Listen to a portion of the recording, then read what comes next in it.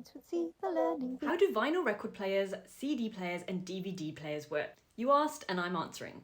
These players produce music in different ways, but they all follow the same basic idea. They read stored information and turn it into sound through speakers. All sound is just vibrations in the air. Your ears pick up those vibrations and your brain turns them into music. And speakers do the same thing.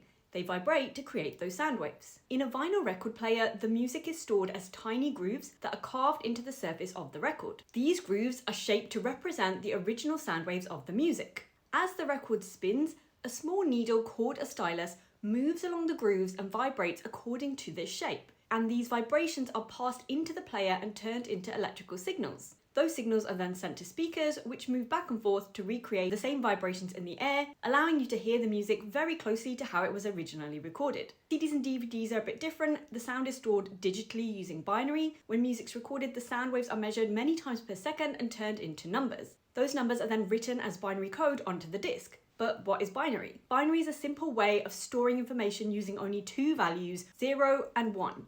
Binary is a number system or code, but you can think of it as a basic language that computers and digital devices use. Instead of using letters or numbers like we do, they use combinations of zeros and ones to represent everything, including music, images, and videos. Each 0 or 1 is called a bit, and long strings of these bits can be combined to represent numbers. Those numbers can then stand for things like how loud a sound is or the pitch of a note. When music is recorded for a CD or DVD, the sound waves are measured many times every second. Each measurement is turned into a number, and that number is written in binary code. On the disc, this binary information is stored as tiny patterns that a laser can read. This binary code is read, turned back into numbers, then converted into electrical signals, and finally into sound that you can hear through speakers. In a CD player, the music is stored digitally as a series of tiny pits and flat areas on the disc. A laser shines onto the spinning CD and reflects back differently depending on the pattern it hits. A sensor then detects changes in the reflected light, which are interpreted as binary data.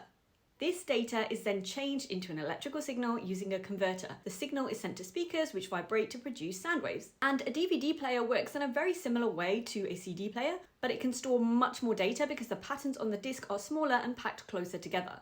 And if the DVD contains a film or music video, the player also sends visual data to a screen. Basically, all music from these players appears when stored information is read by a machine, converted into electrical signals, and then turned into vibrations in speakers that travel through the air as sound waves. I hope that makes sense. Stay curious and never stop learning.